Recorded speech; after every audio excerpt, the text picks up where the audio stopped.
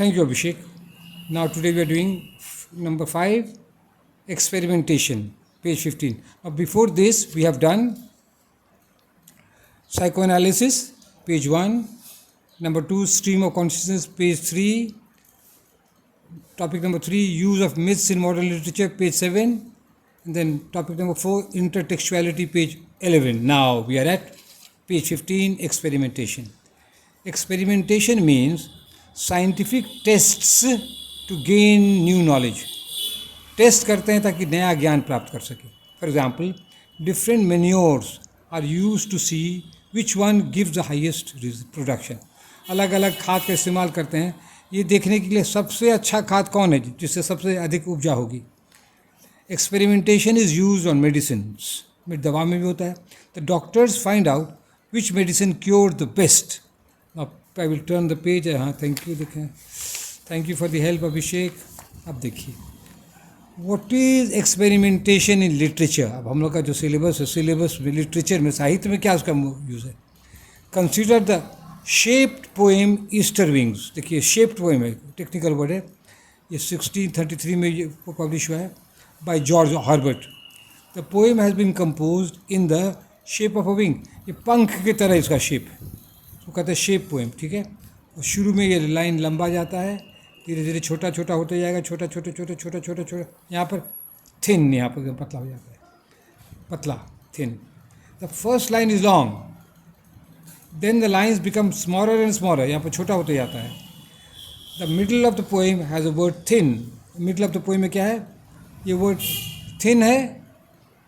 अब पेज 17 को दीजिए, page 17. Thank you Abhishek. The shape of the poem also becomes thin. और poem का ये भी साइज पतला हो जाता है.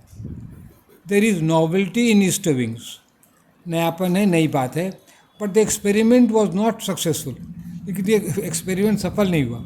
The great poets have not compose shaped poem. और महान कवि है ना, ये शेप पोएम नहीं कंपोज, क्योंकि बहुत उसमें झंझट है, विचार पता ही नहीं. खाली शेप्स देने से क्या होगा कविता में, उसमें तो दिल चाहिए ना, मीनिंग चाहिए, सेंस चाहिए. वो सब हो नहीं पाया शेप पोएम में.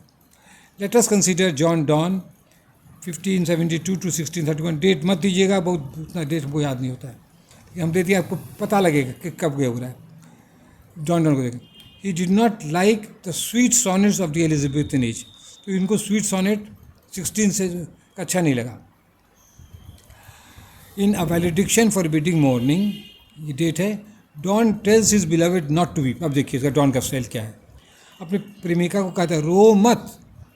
They may be separate like the legs of a pair of compasses, but their hearts are united at the top. कहता है हम लोग कॉम्पास की तरह हैं. हम लोग का पैर तो भले अलग हो सकता है, कॉम्पास में अलग अलग पैर है, लेकिन हम लोग का दिल ऊपर में जो है एकदम जिटा हुआ है. रो मत रो, मत रो. Page 18. Thank you Abhishek. Doctor Johnson did not like सब मेटाफिजिकल पोएम्स. डॉक्टर जॉनसन को ये सब कविता अच्छी नहीं लगी. उसका नाम वो दे दिया metaphysical poems. He said that such poems violently yoked heterogeneous ideas. और डॉक्टर जॉनसन क्या कहते हैं, इस कविता में ज़बरदस्ती ना क्या दो भिन्न विचारों को जोड़ दिया गया. एक तरफ प्यार है और कंपास है, कि कोई जोड़ की बात ही नहीं है. तो डॉक्टर जॉनसन को ये अच्छा स्टाइल अच्छा नहीं लगा. Modern poets as T.S. Eliot like Donne and follow his example. लेकिन मॉडर्न पोइट्स को जैसे T.S. Eliot को ये डॉन का पोइम स्टाइल अच्छा लगता है. फिर देखिए, फिर बदलते रहता है experiment. Dryden and Pope reacted against Donne. उसके खिलाफ हो गया, डॉन के खिलाफ. Pope experimented with the heroic couplet. Heroic couplet क्या है, rhyme lines of iambic pentameter. The entire the Rape of the Lock by Pope is in the heroic couplet. He is called the most correct poet in English. और इस heroic couplet से बढ़िया लिखते हैं कि उसको सबसे सही कवि माना गया है. अब page 19. Thank you Abhishek. The romantic poets like Wordsworth did not like the bondage of the heroic. अब देखिए, रोमांटिक पोइट्स को पोप अच्छा नहीं लगा, क्योंकि पोप में क्या बंधन है. हर में heroic iambic rhyme lines of एकदम वो डायर ऑफेंस और amorous causes springs what mighty contest arise from trivial thing. हर में बंधा हुआ है things. He compose touching poems in iambic trimeter and tetrameter. He one कौन, Wordsworth compose touching poems in iambic trimeter and tetrameter. Example दे रहे हैं. A slumber did my spirit seal, I had no human fears. और भी है, she seemed a thing that could not feel the touch of earthly years. हम 2 ही line दी, आप भी दे सकते हैं 4 लाइन चाहे तो. Modern English poetry begins from 1901. ये डेट इंपॉर्टेंट है. The modern poets mostly use free verse. अब देखिए ये लोग क्या करने लगे, फ्री वर्स यूज करने लगे. This means that the poem does not have any regular rhyme और रिदम. तो फ्री वर्स में क्या होता है, रेगुलर राइम और रिदम नहीं होता है. The poem does not. This means that the poem does, आहा भयंकर मिस्टेक, कलम दो बेटा रे. In that the poems do not have नहीं, द पोएम डज नॉट, बहुत इंपॉर्टेंट छूट गया, सॉरी, ये बहुत important, does not have any regular rhyme और रिदम फ्री वर्स में. फॉर एग्जाम्पल दे रहे हैं, पढ़ना उलटना आपको. फ्री वर्स का एग्जाम्पल है, दे told me I grew, comma है, for I became tall, my limbs swelled and 1 or 2 places sprouted है. एकदम कुछ राइम रिदम कुछ है ही नहीं, एकदम जैसे लगता है बोलचाल की भाषा है.